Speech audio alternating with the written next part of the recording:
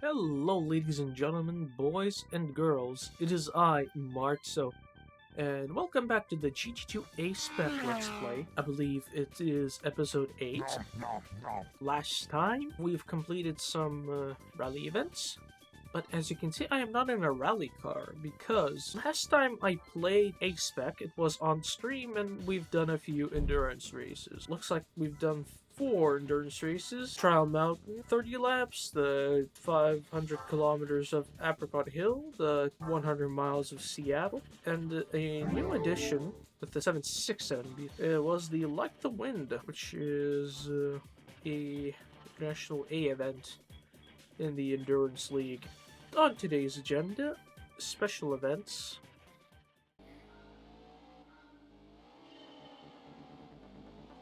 Okay, a very good launch. We have some interesting mid-engine sports cars, especially the MGF. There's 2 of them. There's a Lotus Europe, a Lotus Lease, and an MR2.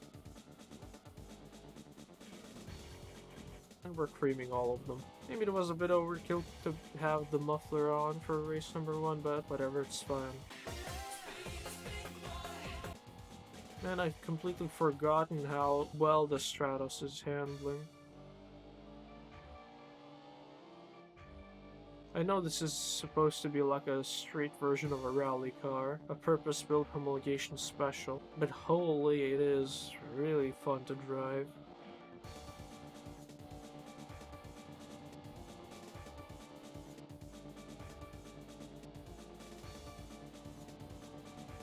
Whoa, look at the gap.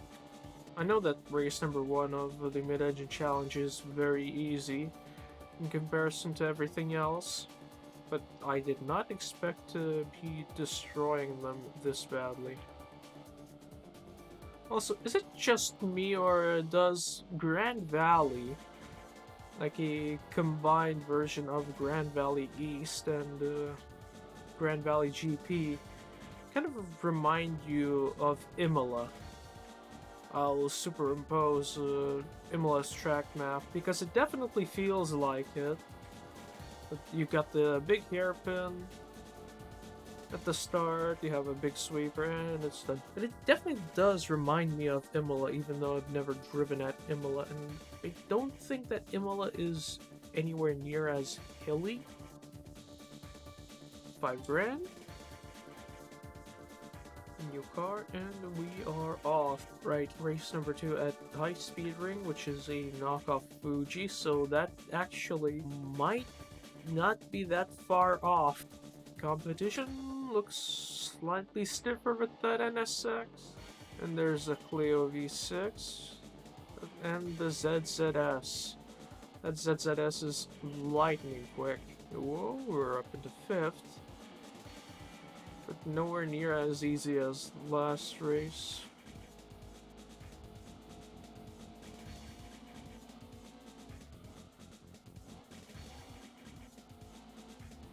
Okay, nice and tidy. Little battle with the Elise up front. Oh my.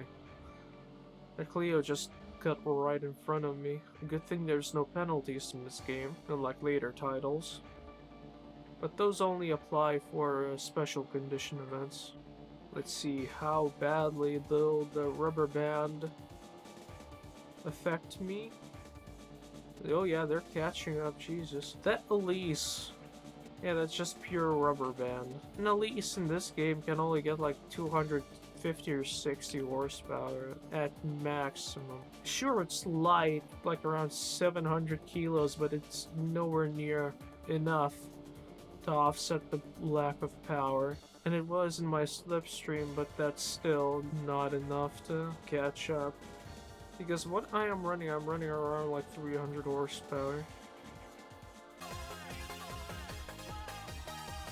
Whoa, that was beautiful. And across the line. Wasn't as easy as last time, but not entirely challenging. And there's a GT40 on pole. Yep, it's just gonna pull away. But it's still nowhere near as quick as the GT40. Nice. That's less nice. And the Ford is just flying away.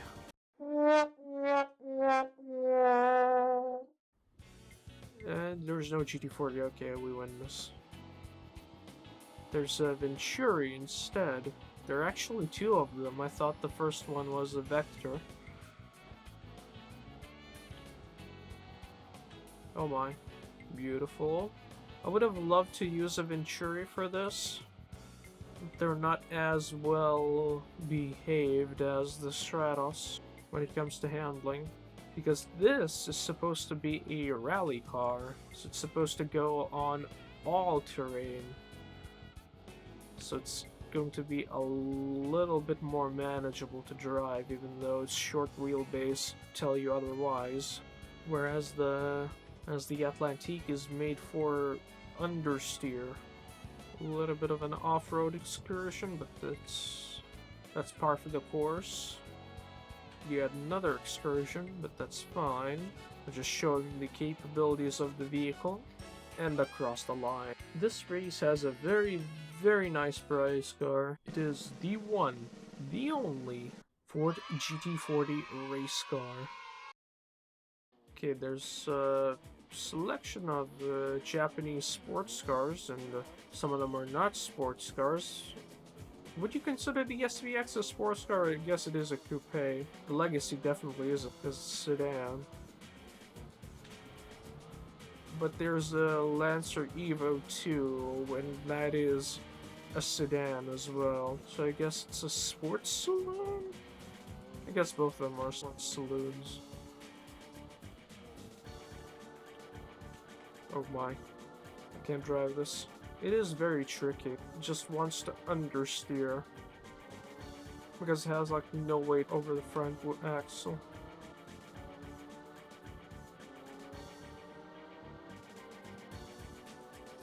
The competition is looking fierce, but we're pulling away. Early on the brakes. Very nice. I feel like the brakes really did help. But man, does this thing feel slow. I guess it doesn't have a lot of torque because it's naturally aspirated, and it is four-wheel drive. But it is a 3.6 liter boxer, or a flat 6 engine.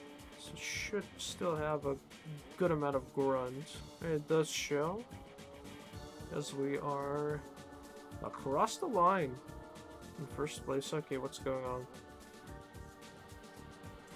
I am not doing anything. I think the AI just shat itself. First place, 5 grand and a new car? Yes. Amazing. Last race, we've raced older Japanese sports cars and sports sedans. This time, we are racing newer Japanese sports cars and sports sedans, and including 2 Audi S4s.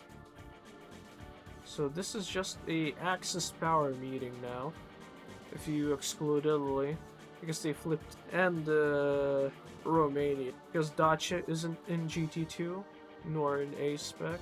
I can't let those Japanese show me up in the superiority of German engineering. Did you see how badly the Evo 4 was just rolling?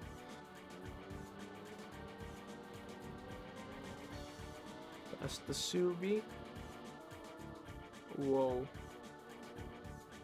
Yeah, see, that's what I told you about the Porsches, or roofs, trying to murder you because their engine is behind the rear axle.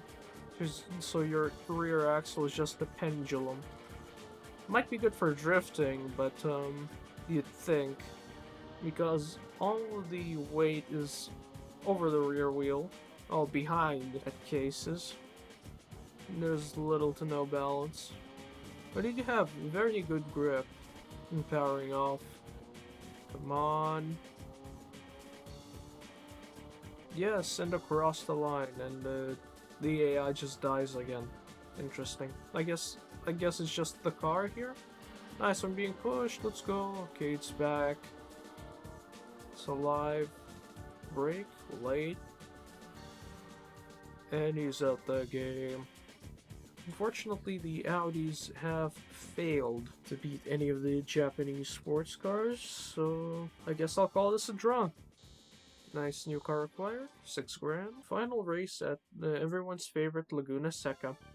This time we'll be faced with the full might of the Japanese Empire, so 353 horsepower should be enough, hopefully. Because those cars will be rolling on like 450, 500 horsepower. But what I have on my side but the AI does not, it is a rubber band. Well, they do have the rubber band on their side at times, but because the rubber band is designed to keep racing somewhat close, so hopefully that'll prevent them from just flying away like the GT40.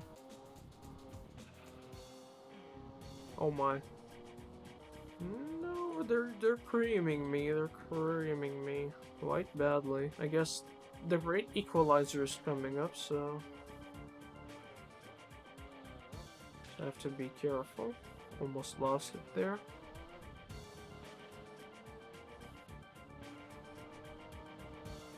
Yep, into 5th. 4th. 3rd now. On the inside. 2nd. Okay, the Skyline won that. It's fine. Somehow keeping 2nd. Nice on the inside, perfect. An understeer off the circuit. Nice.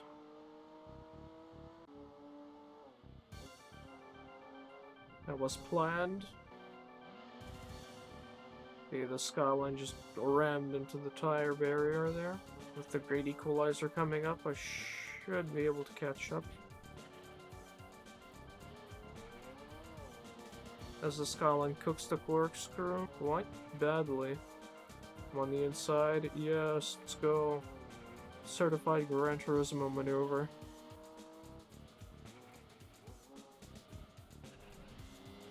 Nice and tight through there. The R32 is trying its best, but it's not fast enough. And the AI is broken here as well. Interesting, a Legacy Wagon GTB, a 400R prototype. Oh, that's interesting. It's actually different, because from what I remember, you get a Dismal 400R preceding model, which basically came in one color and looked the same as the 400R, so this is actually different. So props to the A-Spec guys. Now, what else? I think we do have the muscle car challenge now, but I do not have a muscle car or a car that could be considered one. There's the Fury. It's in the Christine color. It has a 300 horsepower V8. It has no torque.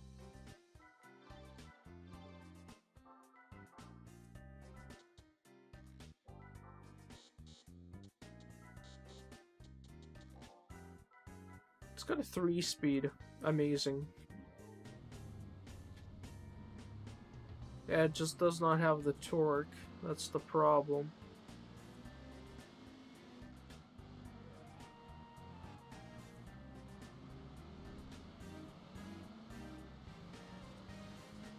Never mind, the Corvette is now last. Shouldn't be that difficult to win now.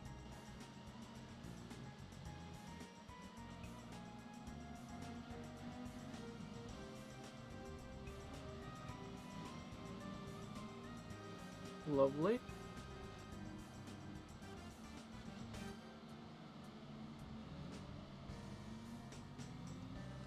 I'm being bullied again. So was the Corvette. Now the Charger's in front. Can I? Yes, let's go.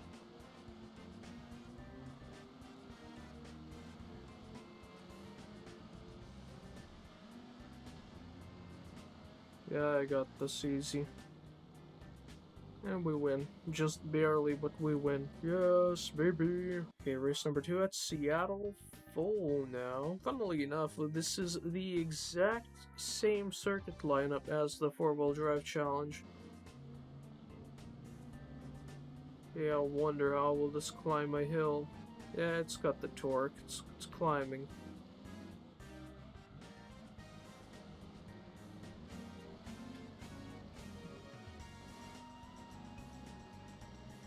Yeah, I'm very careful through here.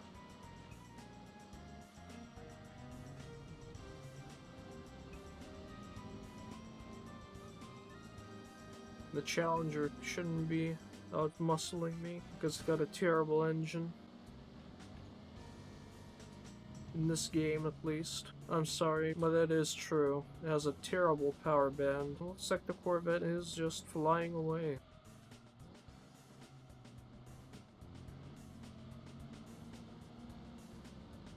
Unless it dies on the lead up to Sector 2. To Sector 3, actually. Like here. No, it doesn't. Unfortunately. Oh my. Unless... Let's bonk it on the inside. Yes, let's go. Amazing cheese strats. But I don't care. I'm winning in a fury. Suck it, nerd. Look at how fast the Stingray is. I believe this is going to be very tough for my little Fury. I say little for my big ol' Fury, because 3-speed, and of course the Corvette starts on pole, but remember, this is Laguna Seca we're talking about, and it has the one corner that all of these cars hate with a passion. That is the corkscrew. The great equalizer. And the thing is, the Fury can just out-handle all of these guys. It's incredible how well this thing handles. Sure, I did put a sports suspension on it and slightly dropped the weight and put sports tires on it, but that shouldn't be doing this much to aid in its handling. I say that and it just ends up in the wall. Okay, the Superbird is dead. And oh my, I'm in the wall. Whoa, whoa, whoa, whoa. Look at that line the Superbird's taking. It's going off the rails. As the Camaro just flies away. Whoa! Look at the speed the Corvette was carrying. Jesus. Nice little wheel spin made the car turn. The great equalizer coming up soon. I should be able to. Okay, maybe beforehand because the Corvette just slammed into the tire barrier. Let's aid the Corvette in dying. And it's sad, but the Camaro is still alive and probably going to be winning. Unless somehow cheese it. Let's cheese them. Yeah, let's go. You can't do this in a regular muscle car, only in the Fury, because the Fury just handles so much better. That was clutch. That was intense. I don't care, even if I cheese that win, but I win anyways. I won the Muscle Car Cup in the Plymouth Fury, and they said this car is the worst in the game. I beg to differ. 10 grand in a new car, so let's check those out. Okay, so nothing is changed. For race number 3, you got the Chrysler Phaeton. For race number 2, the Cobra 427. And for race number 1, we've got the PT Spider. Awesome. Yeah, well, with that, I think I'm going to call it a day. So, thank you very much for watching, and see you in the next one. Take care, everyone.